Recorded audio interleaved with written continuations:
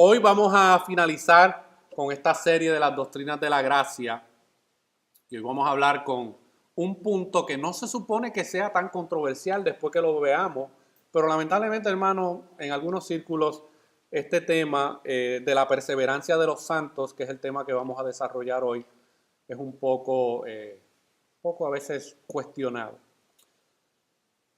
Así que hoy vamos a dar por concluida esta serie de las doctrinas de la gracia y mi oración ha sido que mientras usted ha sido expuesto a cada una de estas doctrinas, lo que es la depravación o la incapacidad del hombre, la elección incondicional, la expiación limitada, la gracia irresistible y ahora la perseverancia de los santos, estas doctrinas no simplemente nos llenen la cabeza, sino que Dios las utilice para formar un carácter bíblico en nuestras vidas. Lo peor del mundo es conocer las doctrinas de la gracia y comportarnos sin gracia ninguna.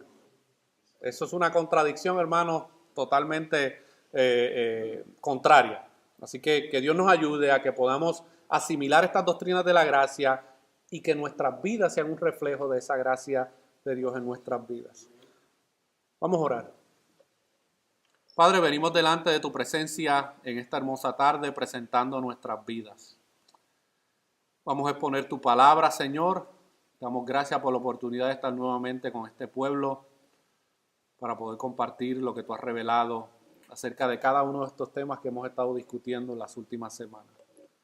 Yo te pido, Señor, que tú me ayudes, que tu Espíritu Santo sea conmigo, que tú me des la gracia, la capacidad para poder comunicar tu verdad de una manera que salga con el poder del Espíritu Santo a través de mi boca y que seas tú obrando en los corazones, en aquellos que necesitan salvación y en aquellos que necesitan fortaleza y edificación, porque a lo mejor están pasando por diferentes situaciones y procesos en su vida.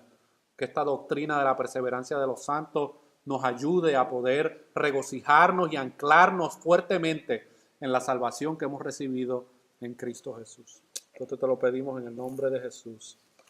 Amén. Yo quiero comenzar con una afirmación. Esta introducción yo quiero comenzarla con una afirmación. Y escuche bien. Porque todas estas doctrinas que hemos estado viendo en las últimas 4 o 5 semanas se pueden resumir de la siguiente manera. Cristo no vino al mundo a intentar salvar a algunos. Cristo vino a hacer la voluntad del Padre y a garantizar la salvación de todos aquellos que el Padre le dio. Eso es una afirmación. Ahora yo necesito probar por las Escrituras que esa afirmación es verdadera. Cristo, hermanos, no vino al mundo a intentar salvar a algunos. Él vino con un propósito definido desde antes de la fundación del mundo y Él vino a garantizar la salvación de aquellos a los cuales el Padre ha traído hacia el Hijo. Y aquí hay 2 aspectos muy importantes cuando nosotros nos acercamos a este tema de la perseverancia de los santos. Número 1 está el aspecto de la soberanía divina, que lo hemos estado mencionando en nuestras últimas exposiciones. Hay un elemento de la soberanía de Dios en este aspecto de la seguridad de nuestra salvación. Cristo mismo en San Juan 6:39 declara este aspecto de la soberanía divina cuando Él dice, y esta es la voluntad del Padre, el que me envió, que todo lo que me diere no pierda yo nada, sino que lo resucite en el día postrero.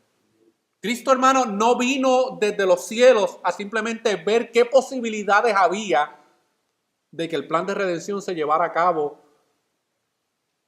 por si a lo mejor alguien responde. No, hay una garantía de parte del Padre y del Hijo que Él venía a salvar a un grupo de personas, hermano. Pero no solamente que venía a salvarlos, sino que venía a garantizar y asegurar esa salvación que ellos han recibido por medio de Jesús. Y no solamente habla aquí del aspecto de la salvación, sino que también habla del aspecto de la resurrección. Aquí hay una garantía de parte de Dios. Él no va a perder ninguno de los que el Padre le dio y los va a resucitar en el día postrero. Si la salvación de un creyente no fuera segura, Cristo no podría haber dicho esta afirmación. Porque sería como que, pues ahí lo voy a decir y vamos a ver si se cumple o no. No, hermano, todo lo que el Padre le dio al Hijo para hacer, el Hijo lo llevó a cabo y lo va a llevar a cabo. Amén. Pero hay una responsabilidad del hombre que lo vemos en el versículo que le sigue. Y miren la voluntad o la responsabilidad del hombre. Versículo 40. Y esta es la voluntad del que me ha enviado, que todo aquel que ve al Hijo y cree en Él tenga vida eterna, y yo le resucitaré en el día postrero, hermano. Y aquí está la parte de la responsabilidad del hombre. El hombre es el que cree. Dios no cree por el hombre. El hombre tiene una responsabilidad de creer en el mensaje del Evangelio. Y cuando el hombre cree en el mensaje del Evangelio, aquí nuevamente vemos la misma promesa que Cristo dijo en el versículo 49, que tenga vida eterna y yo les resucitaré en el día postrero, mis hermanos. La manera en que uno entienda esta afirmación va a influir grandemente en la manera en cómo una persona entiende el Evangelio y cómo una persona entiende la obra de Cristo en la salvación de los hombres. Si nosotros no entendemos estas verdades, no vamos a entender de una manera clara cuál es el propósito del plan de redención en nuestras vidas a través del Evangelio de Jesucristo. En nuestra confesión de fe del 1689 hay un párrafo y un capítulo dedicado a este tema de la perseverancia de los santos. Y yo quiero leerle lo que dice el primer párrafo de nuestra confesión de fe acerca de este punto de la perseverancia de los santos. Cuando hablamos de perseverancia, estamos hablando del acto de continuar en el Señor. Miren lo que dice nuestra confesión de fe. Permítanme un momento. Amén. Nuestra confesión de fe, hermano, dice lo siguiente: aquellos a quienes Dios ha aceptado en el amado y ha llamado eficazmente, santificado por su Espíritu, y a quienes ha dado la preciosa fe de sus escogidos, no pueden caer ni total ni definitivamente del estado de gracia, sino que ciertamente perseverarán en él hasta el fin y serán salvos por toda la eternidad, puesto que los dones y el llamamiento de Dios son irrevocables, por lo que Él continúa engendrando y nutriendo en ellos la fe, el arrepentimiento, el amor, el gozo, la esperanza y todas las virtudes del Espíritu para inmortalidad.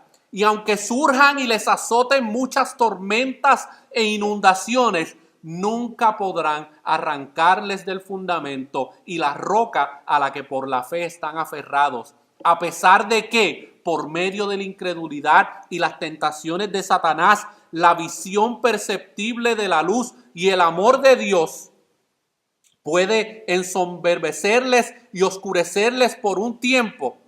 Él, sin embargo, sigue siendo el mismo y ellos serán guardados sin ninguna duda por el poder de Dios para salvación, en la que gozarán de su posesión adquirida al estar ellos esculpidos en las palmas de sus manos y sus nombres escritos en el libro de la vida desde toda la eternidad, mis hermanos. Eso es un resumen de lo que significa la doctrina de la perseverancia de los santos. Aquellos que Dios ha traído al Hijo perseverarán en el Señor hasta el final, hasta que se consuma y se lleve a cabo la consumación de su salvación, cuando nuestros cuerpos sean glorificados y sean transformados de este cuerpo corruptible a un cuerpo incorruptible, mis hermanos. Pero esta doctrina de la perseverancia de los santos, lamentablemente, es vista por muchos. En vez de la perseverancia de los santos, muchos ven esta doctrina como el libertinaje de los santos. Bueno, pues si estamos seguros en Cristo, pues entonces no importa cómo vivamos, no importa qué pecados practiquemos, no importa qué testimonio público demos al mundo, como estamos seguros en Cristo, pues entonces comamos y bebamos, que mañana moriremos. Y los detractores de la doctrina de la perseverancia de los santos, este es uno de los argumentos que ellos utilizan para atacar esta doctrina de la seguridad de la salvación. Cuando usted hable con una persona y usted le diga, un creyente está seguro en Cristo y no puede perder su salvación, lo primero que te van a decir, esa doctrina lo que va a llevar a la gente es a vivir una vida de pecado. Lo sé porque a mí me lo han cuestionado y me lo han dicho muchas veces. ¿Será eso lo que la Escritura revela? Miren lo que dice Primera de Juan 3:9, mis hermanos. Primera de Juan 3:9 revela todo lo contrario.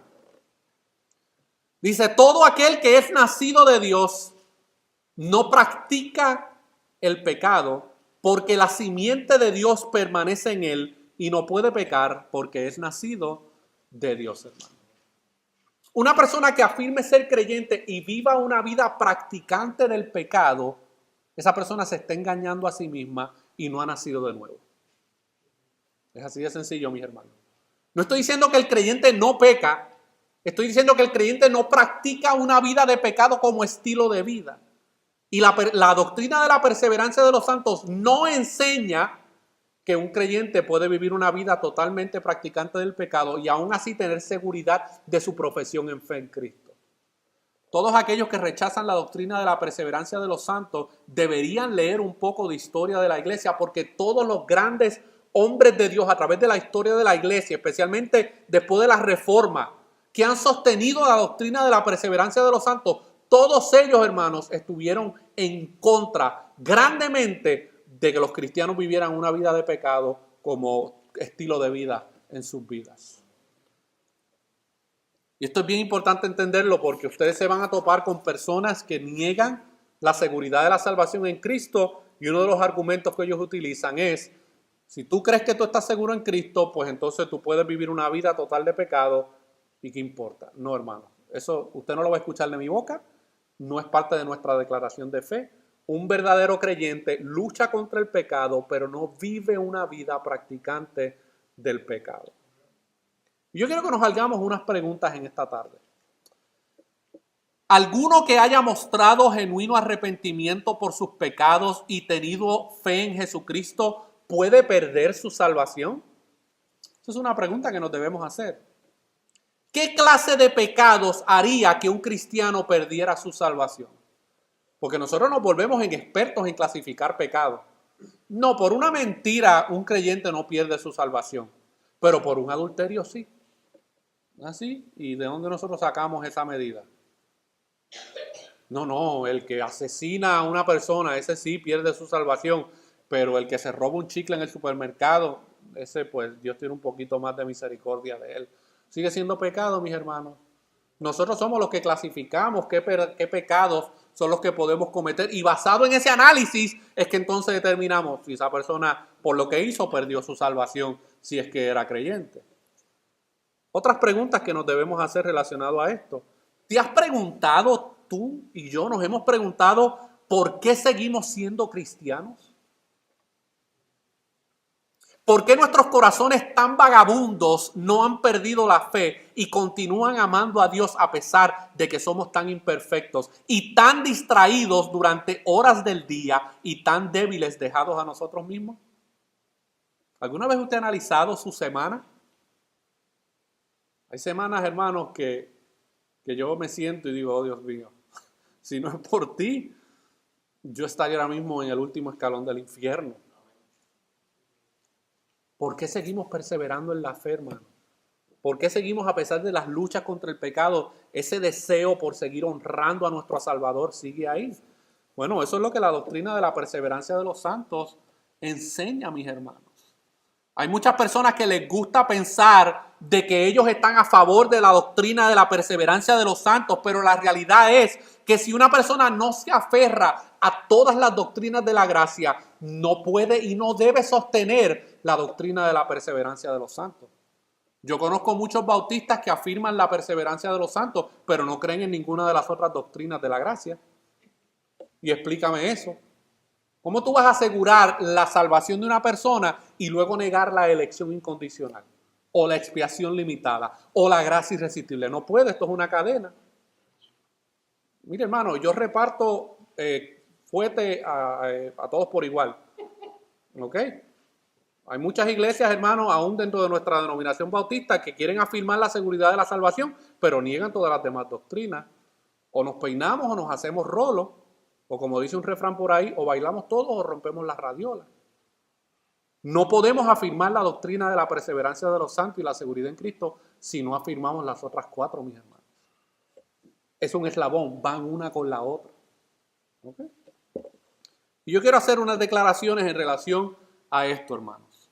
si nuestra comprensión de la incapacidad absoluta o depravación total hace que la salvación esté sujeta al poder de la voluntad del hombre, entonces, para ser consecuente, lo mismo debe ser cierto una vez que esa persona es salva. La vida eterna está sujeta a su fuerza de su voluntad. Si nuestra comprensión de la elección incondicional significa que tú y yo nos elegimos a nosotros mismos y por eso es que Dios nos eligió, entonces la lógica implicaría de que entonces nosotros podemos deselegirnos a nosotros mismos. ¿Verdad que sí? Si nosotros fuimos los que elegimos a Dios y no Él a nosotros, pues entonces en cualquier momento yo puedo deselegirme, entonces obviamente Dios suelta su compromiso conmigo. Si nuestra comprensión de la expiación limitada significa que la voluntad del hombre es necesaria para hacer la expiación efectiva. ¿A qué me refiero con esto, hermanos? Si la voluntad del hombre es lo que determina el poder del sacrificio de Cristo en la cruz, oh Dios mío, qué pérdida de tiempo. Qué pérdida de sacrificio, hermanos. Que el poder de la obra de Cristo en la cruz dependa de la decisión que nosotros tomemos a favor de Él. Nosotros necesitamos ver el objetivo, hermanos, que la salvación es librarnos de donde nos lleva nuestra corrupta voluntad. Y si la salvación dependiera por un segundo de nuestra voluntad, la perderíamos inmediatamente, ya que nuestra naturaleza es totalmente corrompida, hermanos. No pasarían 5 minutos en que podríamos permanecer con la salvación que hemos recibido en Cristo Jesús. Tan pronto salgamos del servicio, si la salvación dependiera de nuestra voluntad, tan pronto salgamos del servicio y tengamos la primera situación en el tráfico donde alguien nos corta y a nosotros se nos sube, hermano, Hulk, ahí automáticamente perdimos la salvación. Si nuestra comprensión de la gracia irresistible, que fue el tema que el pastor Roberto Gaulán presentó el domingo pasado, nos convierte a nosotros en el autor de nuestra fe, en lugar de que Dios nos dé el don de la fe para que podamos creer, entonces puedes perder esa fe salvadora en cualquier momento. Porque proviene de ti, no proviene de Dios. En cualquier momento podemos perder esa fe salvadora porque nuestra naturaleza es pecaminosa y limitada. Mire, hermano, eso no es una salvación. Eso es una posibilidad de ser salvos. Después de la Reforma Protestantes, los americanos y los ingleses tomaron las 5 doctrinas de la gracia, hicieron un acrónimo de cada una de ellas y ellos escogieron una flor como el símbolo que representa cada una de estas doctrinas. Y ellos lo escogieron el tulip, el tulipán. Y el tulip básicamente describe cada una de las doctrinas de la gracia. La T, que es total depravity, total depravación del hombre. Luego tenemos unconditional election, elección incondicional. Tenemos limited atonement, que es expiación limitada. Tenemos irresistible grace, que es gracia irresistible. Y tenemos perseverancia de los santos o perseverance of the saints. Esa es la manera en que nosotros describimos estas doctrinas de la gracia en inglés. Aquellos que se oponen a la doctrina de la perseverancia de los santos no pueden utilizar el tulip para argumentar su postura. Tendrían que utilizar otra opción parecida a la margarita. Usted sabe cuando usted era novio o novia que agarraba una margarita y empezaba, ¿me quiere? No me quiere. ¿Me ama? No me ama. ¿Piensa en mí? No piensa en mí. Aquellos que no sostienen la doctrina de la perseverancia de los santos, su entendimiento de la salvación es como una margarita. Un día Dios los ama, otro día Dios no los ama. Un día Dios los salvó, otro día se desentendió de ellos y allá que resuelvan cada cual. Eso no es lo que enseñan las Escrituras, mis hermanos. Un día Dios manifiesta su gracia, otro día manifiesta su ira sobre esos mismos que derramó gracia, mis hermanos. Las Escrituras nos revelan claramente que esa no es la posición bíblica, mis hermanos. Así que nuestra comprensión del Evangelio pone al hombre en el centro. Pone al hombre en el centro, en el lugar de la voluntad soberana de Dios. Entonces no tenemos motivos para creer que el creyente finalmente perdurará hasta el final. Es su esfuerzo lo que lo lleva a la gracia y es su esfuerzo el que puede sacarlo, mis hermanos. Esta doctrina de la perseverancia de los santos pretende ser un alivio y un consuelo a la vida de un creyente en vez de una carga imposible de llevar. Imagínense si nuestra salvación dependiera de cómo nosotros nos sintamos en nuestro diario vivir y nuestra diaria lucha contra el pecado. Hay días, hermano, que uno se siente terrible. La salvación no depende de cómo nosotros nos sintamos.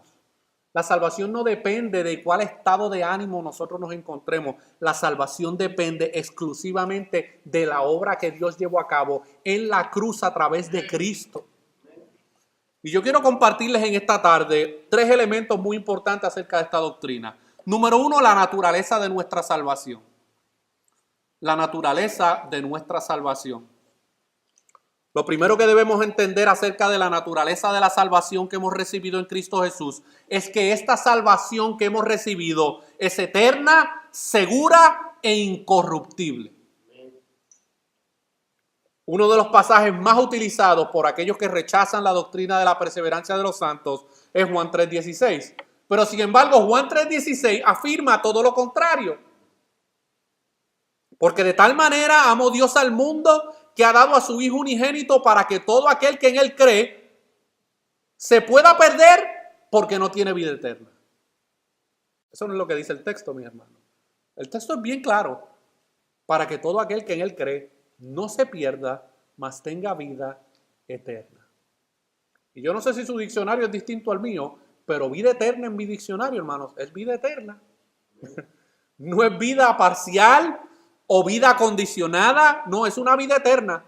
Y esa vida eterna ya usted la está disfrutando desde el momento en que creyó en Cristo.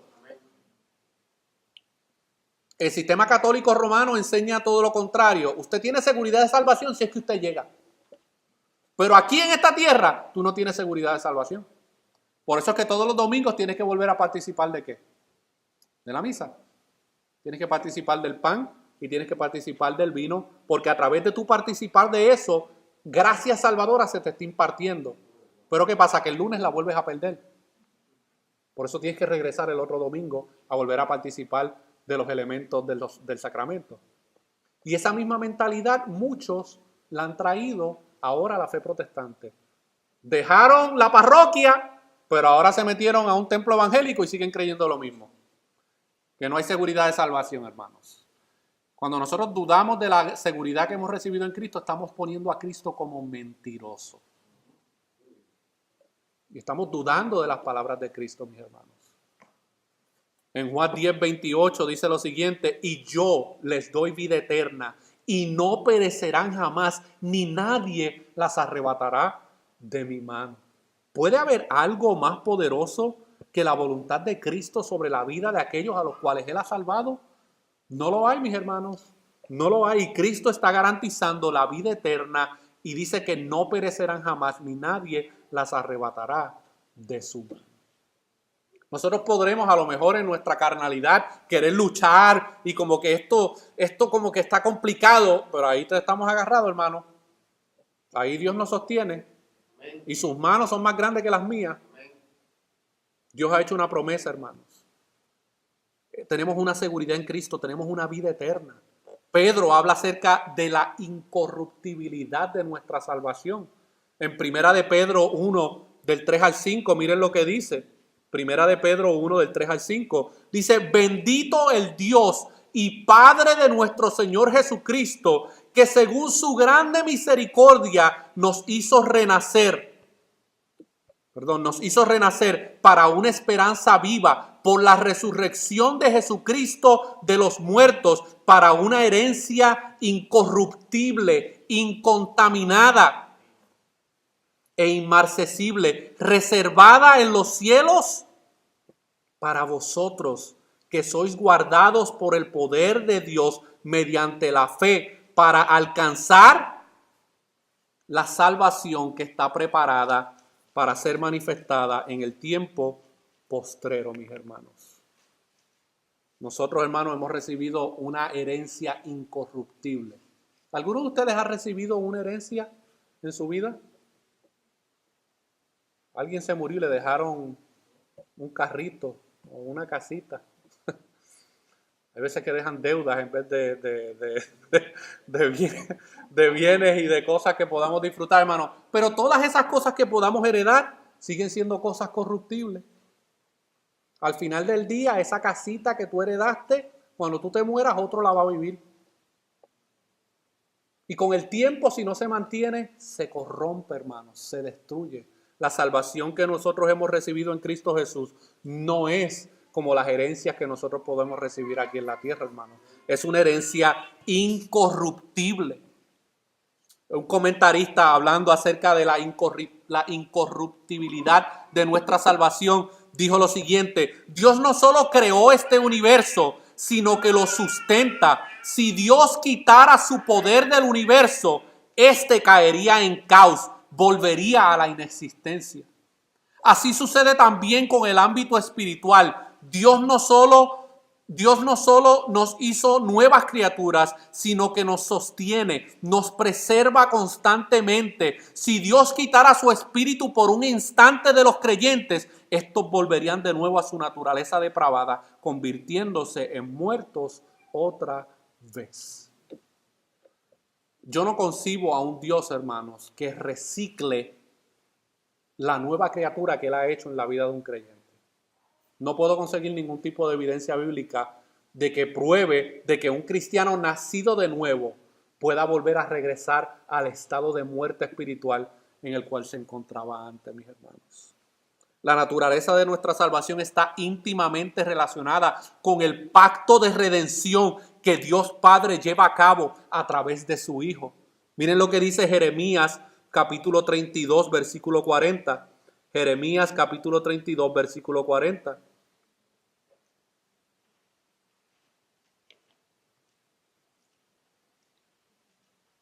Jeremías capítulo 32, versículo 40. Aquí está el Padre hablando acerca del pacto que Él hace con su pueblo. Miren lo que dice acerca de este pacto de redención. Dice, y haré con ellos pacto. ¿Quién es el que hace pacto con el hombre? Es Dios. No se come ese cuento de las maratónicas de enlace de que pacte usted con Dios. Es Dios el que siempre pacta con el hombre, hermano. ¿Y usted sabe por qué Dios es el que tiene que pactar con el hombre? Porque el hombre no tiene la capacidad de pactar con Dios. Porque el hombre es infiel. Dios es fiel. Nosotros tenemos una facilidad increíble de incumplir con nuestras promesas, pero Dios no. Y dice ahí Jeremías 32:40, y haré con ellos pacto eterno, que no me volveré atrás de hacerles bien, y pondré mi temor en el corazón de ellos. ¿Para qué? Para que no se aparten de mí, mis hermanos. Esto responde a la razón por la cual usted lleva 5, 10, 15, 20 años perseverando en la fe en Cristo Jesús. Porque Dios ha puesto su temor en nuestros corazones. Y aún aquellos que a lo mejor llevan 2, 3 años, no conciben la idea en su mente de regresarse de nuevo al estado de muerte en el que se encontraban. Y tienen una actitud de que yo voy para adelante, así llegue sin dientes, pero voy para adelante caminando. No hay otra vida mejor que la vida en Cristo Jesús, hermanos. Es aquí donde nosotros podemos ver la otra cara de la perseverancia de los santos, lo que se conoce como la preservación de los santos.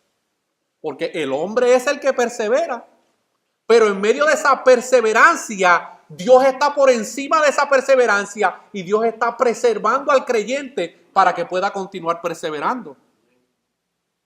En tanto que la expresión la perseverancia de los santos enfatiza la actividad del cristiano, la preservación de los santos enfatiza la actividad de Dios. La perseverancia de los santos pone de relieve que el hombre hace algo y la preservación de los santos pone de relieve lo que Dios hace. ¿Y usted sabe por qué esto tiene que ser así? Porque de Dios abandonarnos a simplemente nuestra actitud de perseverancia, no duraríamos mucho. Tan pronto veamos el primer camino, el primer atajo, por ahí nos vamos. Pero Dios va a asegurarse de preservar a aquellos a los cuales Él ha salvado. Pablo confirma esta realidad en Filipenses capítulo 1, versículo 6. Filipenses capítulo 1, versículo 6. Aquí hablando acerca de la salvación y de la obra de redención que hemos recibido en Cristo Jesús. Miren cómo dice Pablo. Estando persuadido de esto, que aquel que comenzó en vosotros la buena obra, la perfeccionará hasta el día de Jesucristo. Es Dios el que ha comenzado una buena obra en nosotros. No nosotros comenzamos nuestra buena obra de salvación. Es Dios el que ha comenzado una obra de salvación en nuestras vidas, mis hermanos. Y Pablo está consciente de que esa buena obra que Él ha comenzado, Él la va a perfeccionar. Y Él lo hace a través de la preservación de los santos y a través de la perseverancia de los santos. Es en esa perseverancia que Dios santifica a los creyentes, cambia su manera de pensar, cambia su manera de sentir. Creer en Cristo Jesús provee seguridad eterna, hermano. Nosotros estamos seguros en Cristo. No hay fuerza en este mundo que pueda cambiar esta realidad. Por eso Pablo podía afirmar en Romanos capítulo 8 que no hay nada que nos puede separar del amor en Cristo Jesús. Ni tribulación, ni angustia, ni espada, ni muerte. No hay nada que nos pueda separar del amor de Dios que Dios ha depositado en nuestras vidas a través de Cristo Jesús. Pero yo quiero que hablemos ahora acerca de los resultados y de los beneficios de nuestra salvación. Y yo creo que es aquí la razón por la cual los que no creen en la doctrina de la perseverancia de los santos, yo creo que esta es una de las razones por las cuales ellos niegan que un creyente pueda tener seguridad de su salvación. Y es por dos elementos, hermanos, que yo entiendo que son las razones principales o los dos factores por los cuales muchos rechazan la doctrina de la perseverancia de los santos. Número uno, es por un pobre entendimiento bíblico de todo lo que sucede en la salvación de un pecador. Hay personas que llevan 10 años en una iglesia y ellos todavía no, como que no saben por qué yo estoy aquí. O qué es lo que me motiva a ser parte de una comunidad de fe, a perseverar en la fe. Pues yo sé que yo creí un día, pero pues yo no entiendo realmente qué es lo que Dios ha hecho en mi vida. Y por experiencia propia le puedo dejar saber que yo antes no creí en la doctrina de la perseverancia de los santos. Y una de las razones era porque yo no tenía un conocimiento bíblico de todo lo que había sucedido en el momento en que Dios salvó mi vida. Y esa es una de las razones por las cuales muchos se oponen a esta doctrina. Y también por una mala interpretación de algunos pasajes bíblicos que aparentemente son contrarios a la doctrina de la perseverancia de los santos. En esta ocasión yo no voy a hacer un análisis de esos pasajes que aparentemente son contrarios, pero yo quiero que realmente analicemos a la luz de la Escritura cuáles son los resultados y beneficios de la salvación que nosotros hemos recibido en Cristo Jesús. Número uno, mis hermanos, en la salvación Dios cambia el corazón de piedra y pone un corazón de carne para que ahora el pecador pueda tener afectos y sentimientos espirituales hacia Dios. Cuando nosotros leemos Ezequiel capítulo 36, versículos 26 al 28, habla acerca de cómo Dios va a tener que cambiar el corazón de piedra y poner un corazón de carne. Y eso es una promesa que Él hace sobre todos aquellos a los cuales Él va a salvar. Por eso es que usted puede ahora explicar por qué yo deseo buscar a Dios cuando hace 10 años atrás yo no quería saber nada de Dios. Dios hizo un cambio en tu corazón y en mi corazón y ahora puso un corazón de carne para que nosotros podamos tener sentimientos hacia Él. Pero no solamente en eso, hermanos. En la salvación Dios opera un nuevo nacimiento en la vida del pecador, trayéndolo de muerte a vida. Primera de Pedro capítulo 1 versículo 3 dice que Dios nos hizo renacer por medio de la palabra. Y Pablo en Corintios dice que somos nuevas criaturas en Cristo Jesús. Y en Efesios capítulo 2 dice que Él nos dio vida cuando nos encontrábamos muertos en nuestros delitos y pecados. Esto es parte de la salvación que hemos recibido en Cristo. En la salvación, Dios justifica al hombre por medio de los méritos de Cristo y ahora declara justo e inocente al pecador. Por eso Pablo podía decir en Romanos capítulo 5, versículo 1, justificados pues por la fe, tenemos paz para con Dios. En la salvación, mis hermanos, Dios adopta al pecador dentro de su familia y ahora por medio de esta adopción el hombre es declarado hijo de Dios. Hemos sido adoptados en la familia de Dios. Por eso es que podemos decir que somos hijos de Dios. No todos son hijos de Dios. Todos son criaturas de Dios, pero solamente aquellos que son adoptados por medio de Cristo a la familia de Dios pueden declarar que son hijos de Dios. Nosotros lo vemos en Efesios capítulo 1, versículo 5. En la salvación, mis hermanos, Dios le otorga el don de la gracia y la fe salvadora para que el hombre pueda creer en el mensaje del Evangelio. Efesios capítulo 2, versículos 8 al 9. Porque por gracia sois salvos, y esto por medio de la fe, y esto no de vosotros, pues es don de Dios, para que nadie se gloríe, mis hermanos. Y en la salvación de los hombres, Dios Hijo intercede perpetuamente por los redimidos.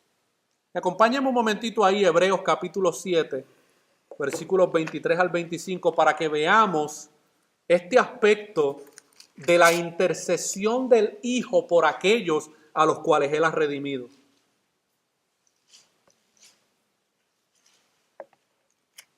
Miren lo que dice Hebreos capítulo 7, versículos 23 al 25.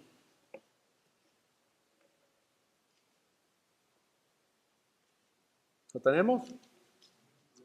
Dice, y los otros sacerdotes, refiriéndose a los sacerdotes que trabajaban en el templo, y los otros sacerdotes llegaron a ser muchos debido a que por la muerte no podían continuar. Se morían y no resucitaban.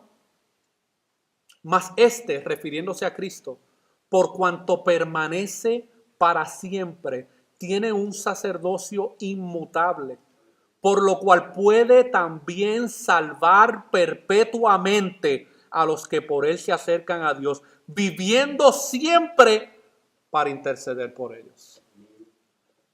Sobre eso está fundamentada nuestra salvación, hermano, donde Cristo intercede eternamente por nuestras vidas.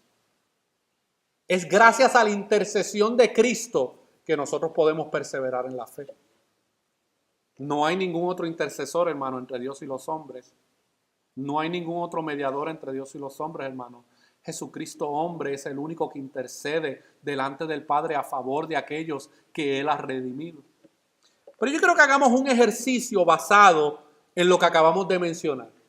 Porque nosotros dijimos que en la salvación Dios cambia el corazón, Dios opera el nuevo nacimiento, Dios justifica al hombre, Dios adopta al pecador en la familia de Dios, Dios le otorga el don de la gracia y de la fe, y el Hijo intercede eternamente a favor de los creyentes.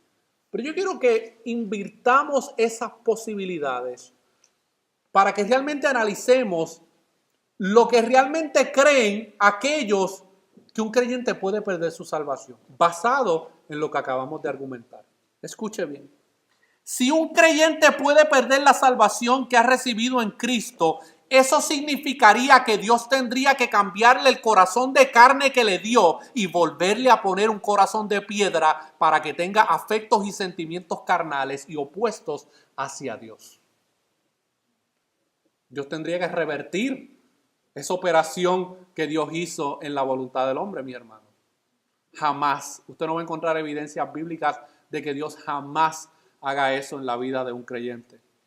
Si un creyente puede perder la salvación que ha recibido en Cristo, eso implicaría que Dios tendría que quitarle la nueva vida que le ha otorgado y tendría que regresarlo al estado de muerte espiritual en el cual se encontraba. ¿Puede alguien que niega la doctrina de la perseverancia de los santos afirmar tal cosa? Según lo que ellos creen, no lo dirían abiertamente de esa manera, pero eso es realmente lo que creen. Si un creyente puede perder la salvación que ha recibido en Cristo, eso significaría que Dios Padre tendría que revertir el dictamen de justicia e inocencia que le había otorgado al pecador y tendría que volver a declararlo culpable.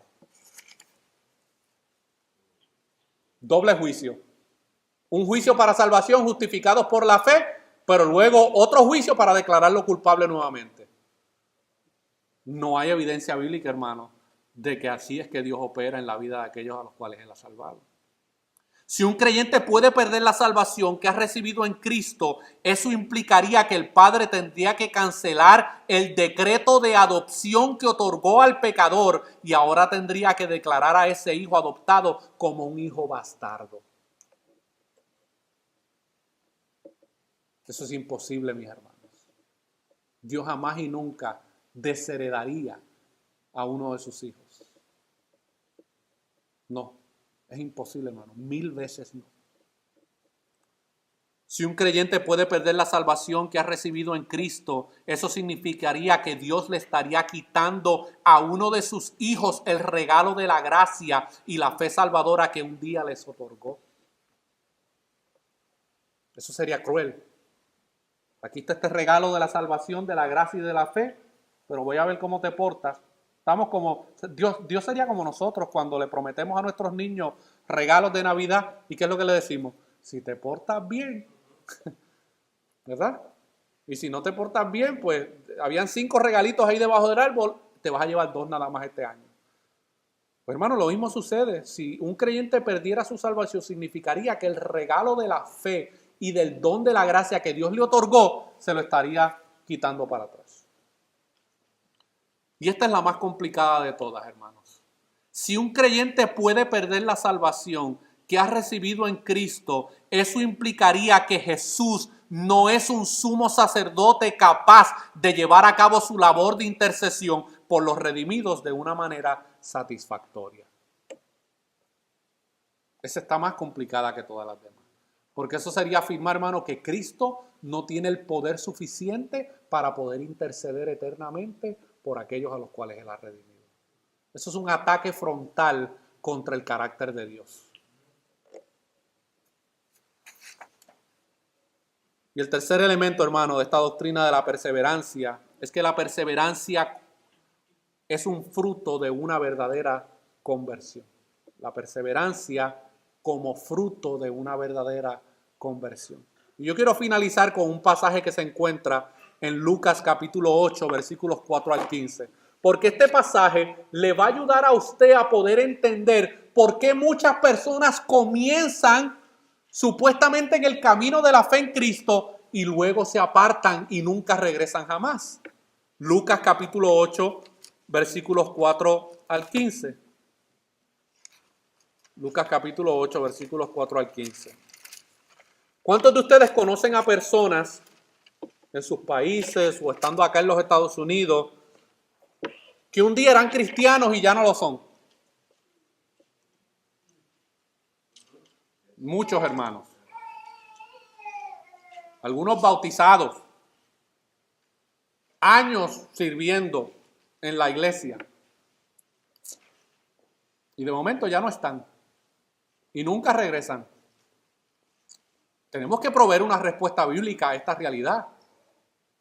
Porque le voy a decir algo. Son más los que se apartan que los que permanecen. Vamos a ver qué dice la Escritura, hermanos, aquí en Lucas 8, 4 al 15. Y yo espero que este pasaje les ayude a poder entender la realidad de este tema, mis hermanos. En el contexto de este pasaje, Jesús venía haciendo milagros y señales y prodigios. Los capítulos anteriores, si usted los lee, Cristo estaba haciendo a lo que el Padre lo envió, a predicar el evangelio del reino y a mostrar que Él era el Mesías enviado por medio de los milagros y las señales que Él hacía. Y dice el versículo 4, que juntándose una gran multitud y los que de cada ciudad venían a Él, les dijo, por parábola, el sembrador salió a sembrar su semilla. Y mientras sembraba, una parte cayó junto al camino y fue hollada, y las aves del cielo la comieron. Otra parte cayó sobre la piedra y nacida se secó porque no tenía humedad. Otra parte cayó entre espinos y los espinos que nacieron juntamente con ella la ahogaron. Y otra parte cayó en buena tierra y nació y llevó fruto a 100 por 1. Hablando estas cosas decía a gran voz: el que tiene oídos para oír, oiga. Así que lo primero que nosotros vemos en este pasaje es que había una multitud que seguía a Jesús. Y eso no era nada nuevo en el ministerio de Jesús, hermano. Las multitudes lo seguían frecuentemente. Muchos porque anteriormente ya los había alimentado con los panes y los peces. Y cuando usted lee Juan capítulo 5 y capítulo 6 y capítulo 7, usted se va a empezar a dar cuenta que la gente lo seguía, pero no era porque lo creían en él como el Mesías. Era porque estaban interesados en que les alimentara el estómago. Y él discernió, hermanos, la actitud que había en el corazón y le dijo: ustedes no vienen a mí por mis palabras, ustedes vienen a mí por lo que pueden obtener de mí, los panes y los peces, la comida terrenal. Y luego comienza a hablarle acerca de que él es el pan verdadero. Y aquel que no come su carne y bebe su sangre no puede ser su discípulo. Y ahí la multitud dijo: esto como que no es lo mío, yo quiero mi pancito y mi pescadito, pero este asunto de seguir a Cristo y estas consecuencias, no. Yo mejor me retiro, hermano. Así que aquí hay una multitud que seguía a Jesús. Pero mire, hermano, cuando usted lee el pasaje paralelo de este pasaje de Lucas 4, que se encuentra en Mateo 13 y en Marcos 4, usted se va a dar cuenta que llegó un momento donde las multitudes ya cansaron a Jesús. Lo cansaron. Porque él se dio cuenta de la actitud con la cual venían. Y un día los discípulos van donde Jesús y le dicen: Jesús, mira, si tu plan es traer salvación, como que no estás haciendo un buen trabajo porque dices cosas que la gente no entiende. Como que no eres un buen orador. Como que tienes dificultades de comunicación porque esta gente no está entendiendo. Y tampoco ellos le estaban entendiendo, hermano, en momentos dados. Y cuando usted lee los pasajes de Mateo 13 y de Marcos 4, que son los pasajes paralelos a este pasaje de Lucas 8, usted se va a dar cuenta, hermano, que llegó un momento donde Jesús dijo: a estos les voy a hablar por parábola, refiriéndose a la multitud. A ustedes yo les voy a dar a entender todo lo que yo estoy diciendo, pero a ellos no quiero que entiendan lo que yo estoy diciendo. Es un dictamen severo, mis hermanos. Nosotros vemos varias cosas en estos versículos. Número 1, según el versículo 4, las multitudes no son evidencia de verdadera salvación. No lo son. El que en un lugar esté repleto, hermanos, que no quepa la gente, eso no significa que todos ahí realmente son salvos. Hay gente que asiste a las comunidades de fe por los panes y los peces, no realmente por Cristo. Pero también en los versículos 5 al 8 nosotros podemos ver, hermano, que no todos los que son expuestos a la semilla de la palabra de Dios producen frutos de salvación. No todos. Hay muchos falsos conversos. Gente que parece que son nacidos de nuevo. Tienen apariencia porque hablan cristianés. ¿Sabe lo que es cristianés? El idioma de nosotros los cristianos. Y parecen conversos, pero luego manifiesta, hermano, porque no hay frutos, que no hay realmente conversión. Eso nosotros lo vemos en los versículos 5 al 8, donde él describe los 3 tipos de terreno donde la semilla fue sembrada y no hubo ¿qué? No hubo fruto.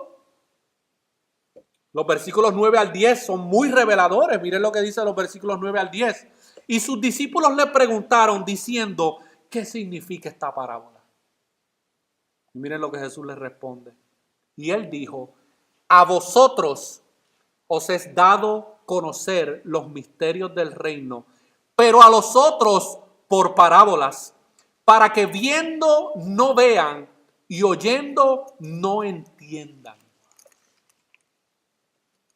Yo no sé si usted puede ver, hermano, aquí las doctrinas de la gracia, donde Dios manifiesta, hermano, su gracia sobre aquellos sobre los cuales Él desea. Y a los demás, hermanos, los deja abandonados en su pecado y en su rebeldía. Y Cristo le está diciendo aquí a los discípulos, a toda esa multitud que me sigue, son falsos conversos, a ellos yo no les voy a dar a explicar esta parábola. A ustedes, que son mis discípulos, que yo los escogí, a ustedes yo les voy a dar a entender los misterios del reino. Y eso es algo que Dios hace en la salvación de una persona, hermano. Dice Primera de Corintios que el hombre tiene el entendimiento entenebrecido, por eso no puede discernir las cosas que son de Dios, porque le son locura. ¿Qué tiene que pasar para que ahora ese hombre pueda discernir? Bueno, Dios le tiene que revelar esas verdades en su corazón para que él pueda entenderlas. Pero sigue diciendo, hermano, los versículos 11 al 14, ahora él explica la parábola. Dice, esta es pues la parábola. La semilla es la palabra de Dios. Y los de junto al camino son los que oyen y luego viene el diablo y quita de su corazón la palabra. ¿Para qué? Para que no crean y se salven. Está claramente, hermanos, estos son personas que pueden escuchar la palabra de Dios siendo predicada, siendo enseñada, siendo expuesta, pero nunca hay fe para salvación. El texto es bien claro, hermanos, nunca fueron salvos. Pueden estar en un contexto religioso toda su vida y la semilla está siendo ahí sembrada y el diablo, este es mío, y coge la semilla, hermano, esa palabra de Dios predicada y se la lleva. No hay salvación. Un terreno donde no hay salvación. Segundo terreno, versículo 13. Los de sobre la piedra son los que habiendo oído reciben la palabra con gozo, pero estos no tienen raíces. Creen por algún tiempo y en el tiempo de la prueba se apartan. Esto es muy típico en las comunidades de fe donde se le invita a las personas a recibir a Cristo en su corazón por medio de la repetición de una oración. ¿Cuántos quieren salvarse en esta noche? Obviamente, ningún pecador va a decir, no, yo me quiero ir directamente al infierno. Entonces ponen un poquito de musiquita. El predicador tiene una capacidad increíble de manipular las emociones de las personas. Los ponen a llorar. Yo no sé ni por qué yo estoy llorando, pero yo estoy llorando. No se predicó el evangelio, se predicó otras cosas. Hacen una invitación. Las personas pasan y sienten algún tipo de euforia, de gozo, hermano. Yo no le voy a decir que no. Porque especialmente en esos ambientes, hermano, la música altera el sistema nervioso de las personas. Y las personas responden con un tipo de gozo. Y especialmente cuando el pastor le pone las manos y sienten un calentón en la frente y terminan cayéndose para atrás, experimentan algún tipo de gozo. Y yo no les estoy diciendo esto, hermano, porque quiero ser arrogante. Les estoy diciendo esto porque yo lo viví. ¿Ok? Yo fui parte de ciertos círculos donde la gente se cree autoengañada porque sintieron algo. La salvación no está basada en nuestros sentimientos, hermano. Estas son personas que expresan un gozo temporero. Y usted los ve que comienzan a servir y supuestamente a perseverar en la fe, pero dice el texto bíblico que cuando llegan el tiempo de la prueba, se apartan. Ese domingo salieron gozosos. Soy cristiano, soy hijo de Dios. El lunes cuando llegan al trabajo y le comparten a la gente, soy cristiano, ayer me convertí, le entregué mi vida al Señor, y empiezan los compañeros de trabajo a burlarse y hacerle la vida imposible. Esto el predicador no me dijo ayer que esto era así. Yo como que esa parte del sermón como que no la escuché. Y empiezan las pruebas, hermano. Y empieza la persecución. Y empiezan las burlas. Y empieza el desprecio. Y llegan las pruebas de la vida. Especialmente si le prometieron que si venía a Cristo, Dios iba a multiplicar su nivel y que ahora iba a llegar a ser un gran empresario y un líder. Y cuando empieza a ver con el tiempo que ninguna de esas cosas se cumplen, empieza la prueba económica o la prueba de la salud. Porque le prometen a las personas que si tú vienes a Cristo, tú no puedes estar enfermo. Si tú estás enfermo es porque tú no eres creyente. Y se enferman. Entonces, muchas veces, hermano, la mayoría de las veces terminan apartándose. Esto no fue lo que a mí me prometieron. Porque, mire, hermano, nosotros los predicadores somos comunicadores de la verdad de Dios. Nosotros no somos vendedores de zapatos. Ni vendedores de carros usados. Usted sabe que los carros usados, Yamil trabajo.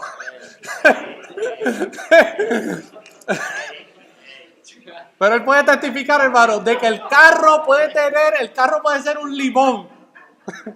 El carro puede ser un limón, pero ese vendedor de carro está entrenado para que le venda ese carro, hermano, como si fuera la última maravilla del mundo. Hay predicadores que son así, vendedores de carro usados. Ofrecen una salvación defectuosa. Y cuando la gente se monta en ese carro, hermano, no llega muy lejos. A la semana ya la transmisión se le rompió. No pueden regresar para atrás porque en el sticker que tiene el carro dice as is. Así como está, así te lo llevas. No puedes reclamar nada. Y hay muchos predicadores ofreciendo una salvación defectuosa, que no tiene ningún tipo de garantía ninguna, mis hermanos.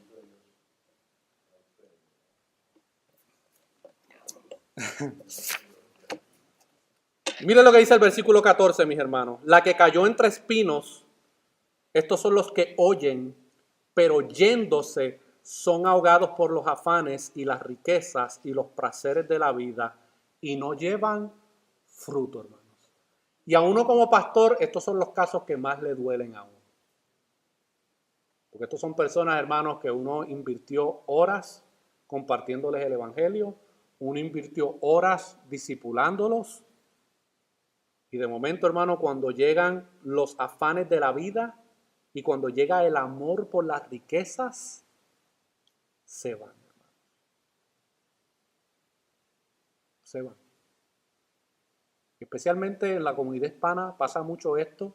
Las personas que emigramos de nuestros países, llegamos aquí sin nada.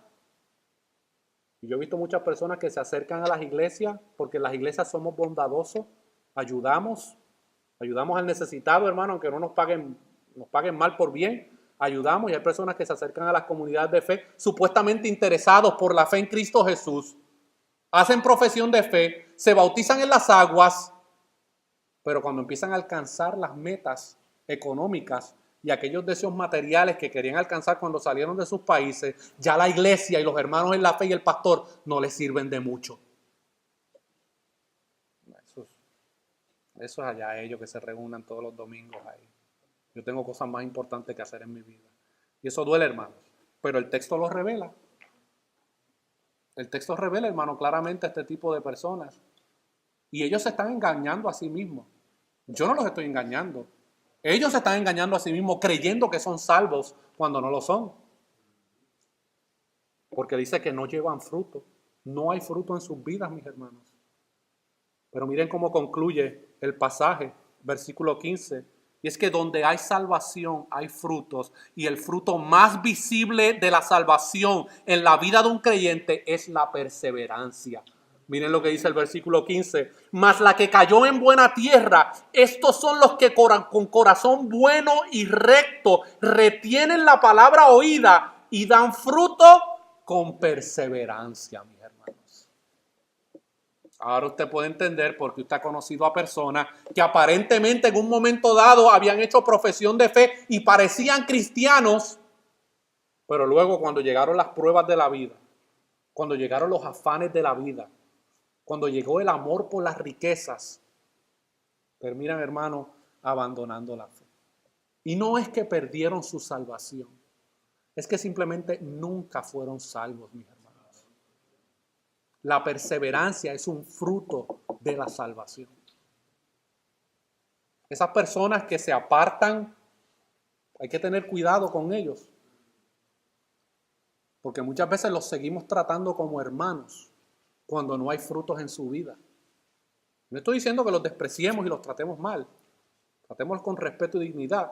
Pero estemos claros, hermanos, que un fruto del verdadero creyente es la perseverancia.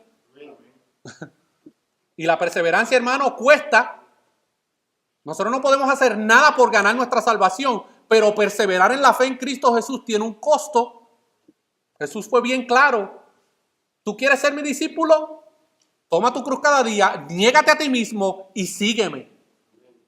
Eso es perseverancia en la fe, mis hermanos. Y yo concluyo con unas palabras, hermanos, de uno de mis predicadores favoritos, Charles Spurgeon.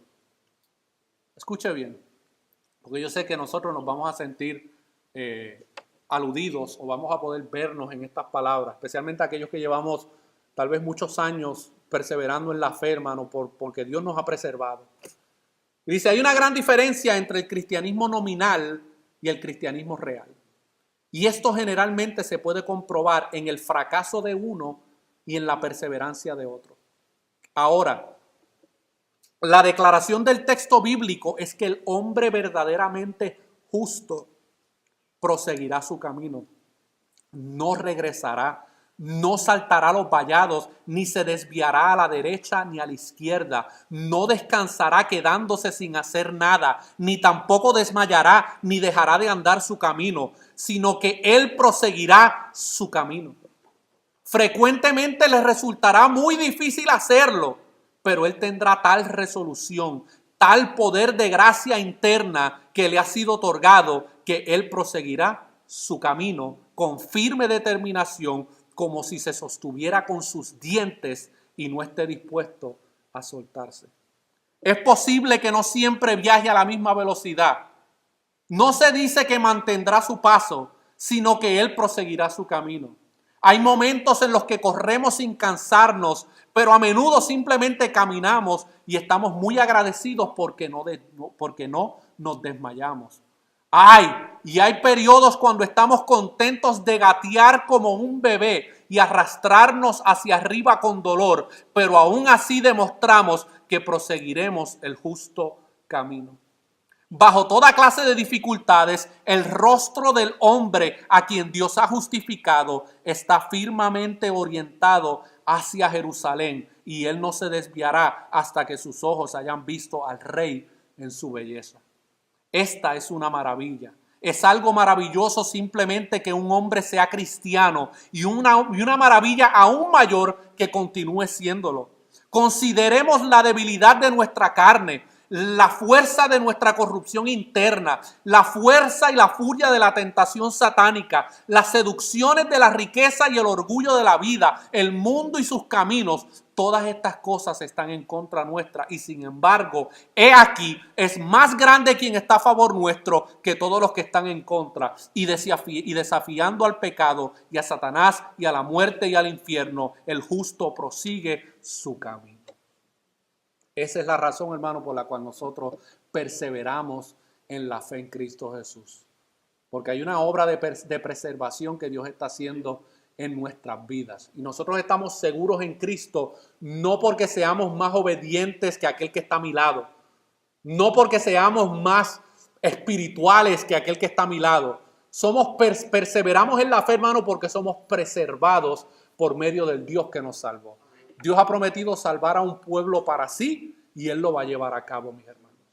Y aquellos que se oponen a la doctrina de la perseverancia de los santos están poniendo en duda la obra de salvación que Dios lleva a cabo en los creyentes. Y yo le digo algo como pastor a usted como comunidad de fe. No se deje intimidar por aquellos que se van a burlar de usted o van a pensar que usted es un hereje o un falso creyente porque usted cree en la seguridad que Cristo ofrece a través de su salvación. No se deje intimidar, mis hermanos. Ellos tienen el problema, nosotros no. Ellos son los que tienen que comprobar bíblicamente que su seguridad en Cristo depende de sus esfuerzos humanos. Nosotros tenemos claramente la palabra de Dios que revela por qué es que nosotros perseveramos en la fe. Oremos. Padre, te damos honor y honra por poder comunicar tu palabra, Señor. Reconocemos que de principio a fin tú eres el autor de nuestra salvación. Reconocemos que ha sido por tu gracia irresistible en nuestras vidas que nosotros ahora estamos en Cristo. Y aquí habemos personas que tú has traído a tu Hijo. Algunos tienen 1 año, otros tienen 2, otros tienen 5, otros tienen 10, otros tienen 15, tienen 20. Algunos pueden tener más de 25 años de estar caminando en tus caminos, Señor. Pero todo eso ha sido gracias a que tú nos has preservado, a que tú has llevado a cabo el pacto eterno que tú has prometido hacia aquellos a los cuales tú salvas, Señor. Que podamos salir de aquí motivados, no en nuestras habilidades, sino que podamos salir de aquí motivados por la belleza de la obra que tú has hecho a favor de nuestras vidas, a través de la persona de Cristo. Y que estas promesas de tu palabra nos ayuden en el momento de la tempestad, en el momento de la prueba, en el momento de la lucha, en el momento cuando Satanás se levanta para hacernos la vida imposible y hacernos caer, que podamos afianzar nuestra esperanza en estas promesas tuyas, que podamos confiar en ti en todo momento, en que nosotros seremos obedientes a tu palabra y que tú vas a seguir santificando nuestras vidas por medio de tu palabra, Señor. Y si en esta tarde hubiera alguien que todavía no ha puesto su confianza en Cristo Jesús, o a lo mejor tenía un entendimiento equivocado de la obra de Cristo a través del Evangelio, que en esta hermosa tarde tú puedas cambiar los corazones de piedra y poner corazones de carne para que puedan responder al mensaje y al llamado que tú haces por medio de tu Evangelio, Señor. Todas estas cosas te las pedimos en el nombre de tu Hijo amado Jesús y damos toda gloria y honra. Amén.